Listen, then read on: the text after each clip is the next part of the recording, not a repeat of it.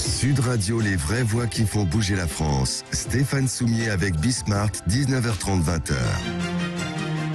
Salut à tous, on est reparti pour une nouvelle semaine. Alors vous allez voir d'ailleurs j'ai presque envie de dire de solutions entrepreneuriales, c'est-à-dire que au moment où forcément, tous, on est en train de réfléchir et on est en train de devoir accepter de se reconfiner au moins très partiellement. Les entrepreneurs, eux, ils avancent, ils sont là. Et vous allez voir sur deux publics, je vais dire ça comme ça, enfin un public, un secteur. Le public, c'est les seniors, une fois encore très exposés, très isolés. Et puis le secteur, c'est le commerce de détail, c'est ce qu'on appelle le retail, qui lui aussi risque de prendre de plein fouet une nouvelle vague. Il y a des solutions déjà qui émergent. On va voir ça ensemble sur Sud Radio. Est-ce que l'entreprise et est-ce que l'entrepreneur peut être la solution aux problèmes considérables qui sont aujourd'hui posés autour de l'environnement, mais autour, puisqu'on va en parler, du vieillissement de la population, des déséquilibres démographiques, etc. et tout? Ou est-ce que l'entrepreneur ne fait qu'apporter une pierre, mais qui n'est rien à côté des normes, des États, des circuits financiers, etc. Comment est-ce que vous voyez les choses ? Je crois que les choses ne sont pas aussi clivées que l'entreprise d'un côté, les financiers de l'autre et les pouvoirs publics. Et l'État au milieu. Et l'État au milieu, je pense que justement, on est dans une ère de profitabilité intégrale où c'est un cercle vertueux, où chaque, finalement, partie prenante a son mot à dire et chacun peut travailler ensemble. Voilà, la silver economy est une preuve, d'ailleurs, où l'argent public et l'argent privé font bon ménage. Tout ça au service, effectivement, à la fois de la société et de l'économie. Donc, je pense que l'entrepreneur est un maillon de la chaîne, tout comme l'État, tout comme les financeurs publics et privés. C'est pas aussi clivé que ça. Donc silver economy, silver c'est les cheveux blancs, c'est ça le truc. Voilà. Et donc c'est l'économie. Mais on a le droit de dire des vieux quand même ou c'est un mot tabou, interdit? Moi, vous savez, ici je fais une start-up de vieux. Je vous expliquerai ça un jour, Nicolas, quand on aura le temps. Moi, je revendique ce terme. Voilà. On a le droit ou il faut pas? Comme tous les vieux, vous revendiquez ces termes de vieux et vous avez bien raison. Les vieux, en fait, absolument. Dites donc, génial. Absolument, les vieux, voilà, on a aujourd'hui chez Silver Valley une communauté de 9000 personnes âgées entre 60 et 90 ans qui co-construisent les innovations de demain. Vous voulez dire entrepreneurs? 9000? Alors, il y a des entrepreneurs, mais il y a surtout des gens qui viennent nous raconter leurs besoins, leurs attentes et surtout qui co-créent les innovations avec les entrepreneurs. On est vraiment dans une logique d'entrepreneuriat intergénérationnel et dans le cadre des sessions qu'on organise avec ces personnes, c'est le mot vieux, c'est on est vieille, on le sait, on est vieux, on le sait, arrêtez de nous faire croire des seniors, des aînés, on est vieux et on l'assume. Oh j'ai gagné ma journée là. Ah mais oui. Et en fait ce truc de senior d'aîné, c'est des trucs de cadras comme vous qui en fait, parce que vous flippez en fait. En fait vous avez peur de ce qui arrive et donc vous vous inventez des mots pour essayer d'éloigner le. Je crois pas que ce soit un truc de cadras. Je pense qu'en fait on a longtemps eu un regard déficitaire sur la vieillesse. C'était l'idée que un regard déficitaire, c'est que la vieillesse est associée à la maladie, à la santé. Alors qu'en fait, la vieillesse, c'est un processus naturel qui implique en fait des besoins au fur et à mesure qu'on avance en âge. Je pense que le terme, c'est l'avancée en âge. Et donc, en fait, en mettant des termes comme senior, etc., termes que j'utilise parce que c'est un terme qu'on utilise en général, effectivement, c'est une façon de mettre à distance un terme qui fait peur aujourd'hui, qui est la vieillesse, parce que la vieillesse, malheureusement, est encore associée à la maladie et à la santé. Ouais. Et alors, vous allez me le confirmer, mais il se trouve que j'avais discuté avec un entrepreneur qui justement, qui est peut-être d'ailleurs au cœur de votre Silver Valley, qui veut monter des maisons de retraite, mais qui sont pas des maisons de retraite, justement, des maisons de retraite pour des gens qui sont actifs. Et il dit, mais c'est à peine 10 ou 15% d'une classe d'âge qui se retrouve grabataire en EHPAD. Vous avez 85% aujourd'hui des vieux qui peuvent tranquillement vivre chez eux. Vous me le confirmez? Alors, il y a 92% des Français de plus de 60 ans et ils sont presque 20 millions. Oui, mais je pense plus à plus de 80 ans, moi. Alors, effectivement, il n'y a que 9% d'une classe d'âge qui est dans un EHPAD. Aujourd'hui, il y a 600 000 places dans un EHPAD pour 13,5 millions de personnes âgées de plus de 65 ans. Donc, vous avez raison. Aujourd'hui, la dépendance est un phénomène important dont il faut s'occuper, mais il faut aussi s'occuper des gens qui sont autonomes au domicile et qui veulent adapter leur domicile. Et d'ailleurs, ça, c'est un point extrêmement important pour demain, puisque les futurs vieux, les boomers, hein, donc les gens qui ont à partir de 65 ans jusqu'à 80 ans aujourd'hui, dans 5 à 10 ans, seront les clients, les usagers de cette silver economy qui va vraiment pouvoir s'épanouir avec cette classe d'âge qui est experte dans son propre vieillissement, puisque c'est la première génération de personnes qui ont été aidants de leurs parents âgés. Alors, ce qui se trouve là, mais juste parce qu'on l'a pas vraiment défini, Silver Valley c'est quoi? Alors Silver Valley c'est un regroupement d'entreprises, aujourd'hui c'est le plus gros en Europe, des entreprises qui sont entièrement dédiées à l'innovation pour la longévité au sens large. 300 projets, c'est ça que j'ai vu? 300 projets, 4000 parties prenantes, 9000 personnes âgées qui participent à nos actions donc de co-création, de co-design et de test des solutions. Et aujourd'hui on a évidemment un programme global d'accompagnement des projets d'innovation. Ces projets d'innovation sont pour moitié des startups, donc vraiment des véritables start-up de la Startup Nation, et on a 50% qui sont des projets qui sont issus d'autres parties prenantes, des PME, des associations et surtout des grands groupes. Et ça c'est important puisque depuis 2 ans, ces grands groupes vont tirer la Silver Economy vers son déploiement et la mise à l'échelle des projets d'innovation. Alors, je vais tester aussi ce concept-là avec vous, Nicolas, parce que faut m'être très sympathique, mais c'est fini la Startup Nation. Moi, maintenant, c'est la Digital Nation, en fait. La Startup Nation, alors il se trouve que c'est Patrick Bertrand, qui doit être bien senior, lui aussi, qui a dirigé Cegid pendant des années, l'éditeur de logiciels, qui est venu sur ce plateau me dire, arrêtez, Startup Nation, c'est un truc excluant. Alors que Digital Nation, c'est bien l'idée que le digital, le numérique, hein, pour ceux qui sont très exigeants avec la langue française, et ils ont raison, le numérique doit irriguer absolument partout. Il n'y a pas d'un côté start-up, de l'autre côté le reste. En fait, il y a partout le numérique et le digital. Donc, c'est une technologie qui est partout, constamment disponible. Exactement. C'est pas un sujet. Le sujet. Exactement. Voilà. Le numérique n'est pas un sujet. Alors, sur la Startup Nation, c'était un petit clin d'œil, vous l'avez bien compris. Je pense que la Startup Nation reste quand même importante puisque la startup, dans son essence même, sa capacité d'agilité, de création, de créativité, a quand même une capacité de transformation importante et elle n'a pas encore dit son dernier mot, cette Startup Nation. Et vous croyez qu'elle est différente de l'entrepreneur tel qu'on pouvait concevoir l'entrepreneur il y a 15 ans? Alors oui, j'ai écrit un livre sur le sujet qui s'appelle Startup, arrêtons la mascarade avec mon ami. Mais vous reviendrez pour en parler. Mais je ne savais pas. Qui date de 2018, mais on parlait déjà de planification des besoins à l'époque. Aujourd'hui, c'est un terme que j'ai entendu 3 fois dans cette émission depuis tout à l'heure. Et 2013, j'ai écrit J'en ai marre des startups. 2013. Bon, bah, vous aviez un temps d'avance. Vous aviez un temps d'avance. Mais concrètement, ce qu'on explique dans ce livre, c'est que la startup était vraiment une unité de force de travail qui est tellement agile, qui peut proposer de l'innovation, à la fois pour des grands groupes, des financeurs, et aussi pour elle-même. Donc la start-up reste quand même importante. Et par rapport à l'entrepreneuriat, il a lieu aussi dans d'autres structures. Par exemple, les PME et les ETI français sont très innovants. Et les grands groupes industriels du CAC 40, aujourd'hui, développent des solutions de plus en plus fréquentes, comme l'intrapreneuriat. Ils ont leurs propres incubateurs. Nicolas, il nous reste 3 minutes. Il nous reste 3 minutes, et là, je ne pensais pas vous emmener sur tous ces terrains-là, mais vous reviendrez, on reparlera ensemble alors à ce moment-là. Mais alors donc, là, en fait, ce qui se passe, c'est que Covid, émergence très forte de besoins pour les seniors, et là visiblement vous êtes en train de connaître une période d'expansion, ou en tout cas d'activité comme vous n'en avez jamais connu depuis le absolument, les seniors pendant le confinement ont eu une formation accélérée au numérique. Je veux 2-3 exemples là dans les 2 minutes qui nous restent. Alors on a des startups qui du jour au lendemain effectivement ont doublé leur chiffre d'affaires, des startups comme Happyvisio par exemple. Alors sur quoi? Alors ils ont proposé toute une série de conférences, d'informations, de culture, d'informations sur la santé, où on s'inscrit et on suit une conférence. Donc c'est très simple mais très efficace. C'est nouveau ça. Enfin, en tout cas, c'est un nouveau mode cette startup de consommation. Depuis 2 ans, c'est un mode de consommation qui devient massif. C'est ça qui est important. C'est-à-dire que, évidemment, les conférences en ligne, tout le monde connaît, mais aujourd'hui, qu'une personne de 75 ans, pendant le confinement, était obligée, parce que la télé, c'est super, mais il y avait des conférences affinitaires, de choisir sa conférence et de pouvoir la suivre, et de massifier, en fait. Il y a des conférences où il y a 3 à 5 000 personnes qui suivent, alors qu'au départ, ils étaient 200. Donc, ils ont multiplié. Voilà. Donc, Happyvisio, donc, ça c'est un exemple intéressant.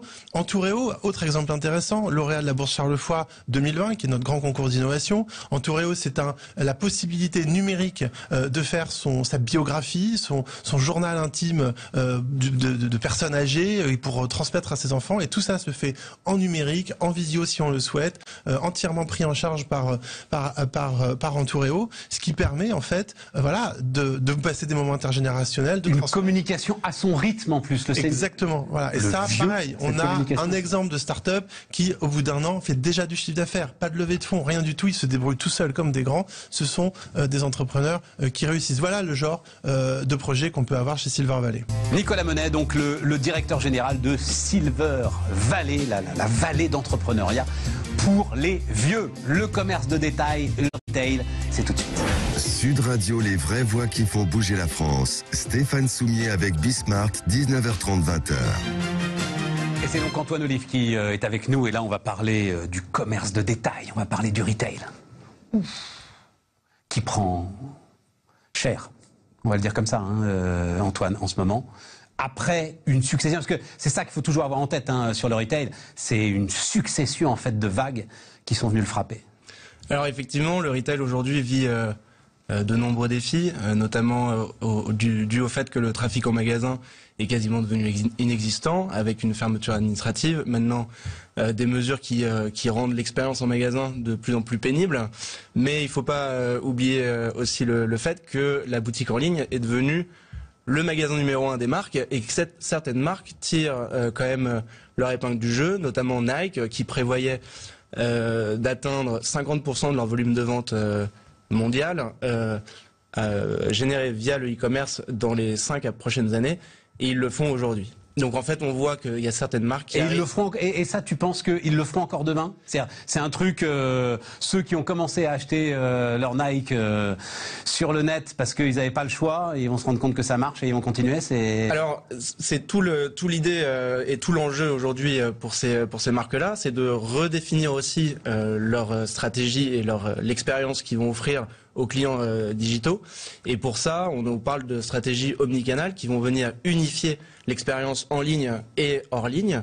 Et pour ça, il y a des nouveaux outils qui permettent de faire ce pont entre le en ligne et le hors ligne. Dont Spoky, vous voyez comme ce formidable vendeur amène son outil omnicanal. Absolument. Des années que j'entends parler d'omnicanal, etc. On comprend bien l'idée, c'est-à-dire que l'idée, il faut que le magasin soit aussi efficace que le net soit aussi efficace que le magasin, et il faut que quand vous êtes dans la boutique en ligne ou autour de la boutique en ligne, vous ayez l'ensemble des fonctionnalités que vous pouvez avoir dans un magasin, et quand vous êtes dans un magasin, vous pouviez avoir l'ensemble des fonctionnalités que vous avez quand vous êtes sur le net. Absolument. Et c'est un doux rêve quand même, j'ai l'impression. C'est-à-dire que il y a quand même des points de friction, quoi, pour que ça fonctionne véritablement, non?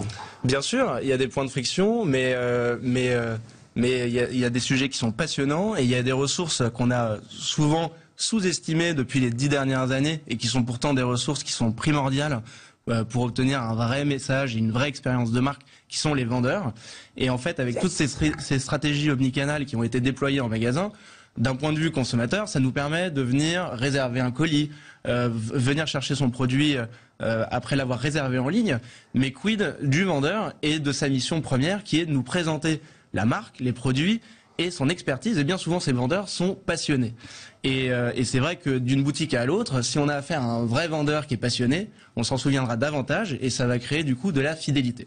Donc nous, ce qu'on a décidé de faire avec Spoky, c'est de permettre à ces vendeurs de venir agir au sein du parcours d'achat digital de leurs enseignes et sur le e-commerce de leurs enseignes, grâce à une connexion en vidéo live avec leurs clients en ligne. Non mais vous prenez des mots là, redites-moi la phrase que vous avez employée là, à venir agir au sein du parcours client digital. Non mais Pierre Bellemare, il appelait ça le téléachat.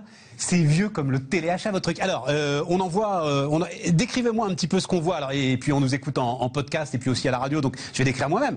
Là, alors, c'est une speakerine professionnelle que vous avez choisie. Alors, alors, c'est un premier truc que je regrette, moi, alors, ça, c'est Antoine. C'est le choix de la marque, mais elle n'est pas seule. Et si on poursuit donc, je suis obligé de décrire un peu, pardon pour ceux qui regardent ça à la télé, mais on a de la radio, on a du podcast, donc c'est Grain de Malice, la chaîne de magasins, en fait, fait, hein, qui a fait affaire avec vous et qui est votre premier démonstrateur réel en fait.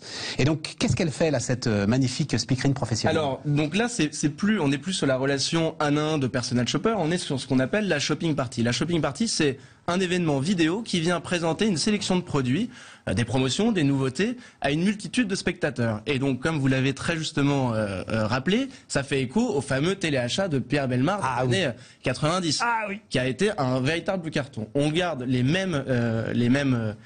même dynamique avec donc une spécialiste qui vient présenter face caméra donc sa sélection de produits. Et là, Grain de Malice a décidé de faire appel à une vraie présentatrice pour être sûr d'avoir une vraie dimension plateau télé, mais ce n'est pas un plateau télé comme ici avec 12 000 caméras. On est dans le magasin. On est dans le magasin avec une petite mise en place scénographique, et la présentatrice donc va dérouler tous les produits, et à un moment va inviter une personne du siège, et c'est ça qui est extraordinaire pour la communauté de clientes de Grain de Malice, c'est qu'ils vont inviter une personne du siège à venir présenter leur métier. Et donc le métier de modéliste, le métier de chef de produit. Et donc là, on vient, comme Grain de Malice, on vient appuyer sur le fait qu'on est une vraie marque de design, une vraie marque de mode, malgré des petits prix extrêmement abordables. Et donc la modéliste ou la chef de produit...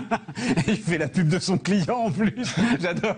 Bravo. Je suis obligé parce que mais bravo. Je trouvais ça extraordinaire d'avoir la chef de produit qui vient expliquer qu'elle a travailler la coupe de jean, travailler les tailles, les coupes pour... Mais le magasin là, le magasin donc que vous filmez et que vous diffusez, c'est un magasin identifié, c'est un magasin qui existe, on sait où il est. Bien sûr. Et le public qui regarde, c'est le public de la zone de chalandise de ce magasin ou c'est un public plus large? Alors c'est ça qui est extraordinaire, c'est que via le commerce local, on arrive à toucher une audience nationale. Et donc par ça, on va pouvoir à terme, je l'espère, arriver à redynamiser le commerce physique par ce genre d'initiative où on vient d'une part faire un petit buzz, par exemple Grain de Malice Montpellier qui peut inviter une nano-influenceur de Montpellier qui vient venir... Une quoi? Une nano? Nano-influenceur. C'est quoi une nano-influenceur? C'est des influenceurs à faible notoriété.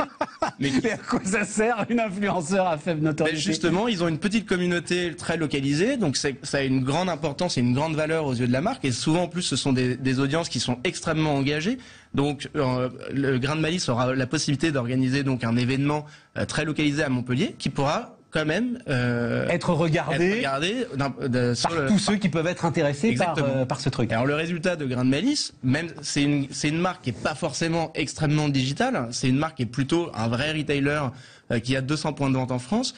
Et bien malgré tout, sur leur première shopping party, ils ont réussi à réunir plus de 200 personnes entre midi et 2 le vendredi. Donc c'est en direct, j'imagine, on envoie des mails aux clients pour les inviter? Exactement, avec quelques petites activations sur les réseaux sociaux pour récupérer l'audience des réseaux sociaux. Et on réunit 200 personnes. Je vous cache pas qu'aujourd'hui, réunir 200 personnes dans un magasin, c'est strictement impossible. Mais donc même si c'était possible, vous n'y arriveriez pas, les gens se déplaceraient pas. Exactement. Sauf que là, donc on arrive à avoir un vrai événement de 200 personnes qui viennent du coup écouter un événement avec un vrai ton, une vraie proximité, et le vrai ton qui est employé aujourd'hui sur les réseaux sociaux qui plaît beaucoup, c'est un ton authentique. Et on arrive à retrouver en ligne des taux de transformation qui sont les taux de transformation du commerce physique, qui sont de l'ordre de 30%, alors que traditionnellement, en ligne, on arrive à un taux de transformation entre 1 et 4,5%. Taux de transformation, faut préciser, hein, c'est que celui qui va sur le site achète. Exactement. Donc redonnez-moi le chiffre, 30%. 30% des gens qui ont visionné. C'est énorme pour le digital. Exactement, c'est extrêmement efficace. Et aujourd'hui, ils ont créé donc une Vous l'avez dit très vite, hein, mais c'est entre 1 et 5%. Exactement, c'est ça. Exactement. Et aujourd'hui, ils ont créé donc cette page de Grain de Malice Live, et sur lesquelles on va retrouver tous les événements. Et cette page est aujourd'hui un vrai véhicule et un vrai levier de chiffre d'affaires. Et donc quoi, vous apportez la techno pour filmer. Bon, en même temps, ça c'est pas très compliqué, hein, caméra automatique, j'imagine. Pas du tout. En fait, nous, on a créé une application qui est dans l'application qu'on télécharge dans le smartphone du vendeur. Ah, dis donc! Et qui va permettre donc à la fois de créer ces événements en direct et aussi de pouvoir réceptionner des appels one-to-one. Donc là, de clients qui sont en ligne et qui cherchent à avoir des renseignements particuliers sur des produits et avoir un accompagnement type personal shopper. Et au fur et à mesure de la vente... Quand j'ai dit, juste, je vous coupe, parce que quand j'ai dit c'est pas très compliqué, vous avez pas vu, vous, les yeux d'Antoine, mais moi je vous ai vu, c'est dis donc, j'aimerais bien t'y voir, toi. Comment ça, pas très compliqué, gros malin. Donc, c'est visiblement... Il y a une vraie technologie, voilà, il y a une vraie technologie et qui a l'avantage d'être 100% intégrée sur le site de la marque. Et donc, on demande pas du tout au client final, à l'utilisateur final, de télécharger quelconque application. C'est directement depuis le site, par exemple avec Yves Rocher, on permet aux clientes Yves Rocher d'être reliées à un vendeur Yves Rocher en magasin qui vient nous conseiller en fonction de son teint de peau qu'on peut montrer et nous faire tout un accompagnement. C'est ça, moi je voudrais que ce soit plutôt que... Alors c'est formidable, la speakerine, elle fait très bien son boulot que ça, mais je voudrais que ce soit la vraie vendeuse de mon vrai magasin qui fasse le show. Bien sûr, alors ça c'est un choix de la marque. Là on a d'autres marques qui vont déployer comme Rouge-Gorge, comme Yves Rocher, je viens d'en parler. Ça va être encore plus efficace. Et alors non ça, les Yves Rocher par exemple mettent énormément d'emphase sur la formation des vendeurs. Pourquoi ? Parce que dans le produit de beauté c'est extrêmement technique. On pourrait pas se permettre de donner des mauvais conseils.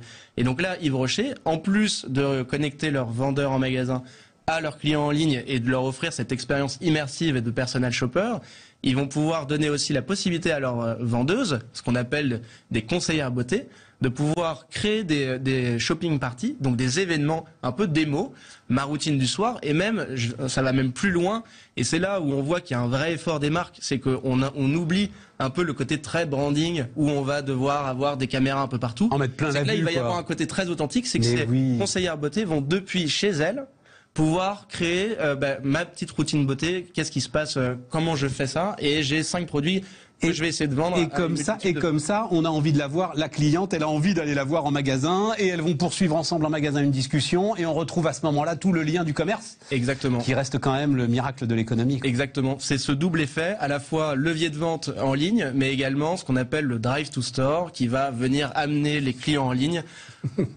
en magasin. Je suis désolé pour tous ces anglicismes. Mais moi j'adore les concepts. Antoine Olive, donc le cofondateur de Spoki, qui était avec nous pour ce téléachat réinventé. Les amis, on se retrouve demain sur Sud Radio. Sud Radio, les vraies voix qui font bouger la France. Stéphane Soumier avec Bismart, 19h30, 20h.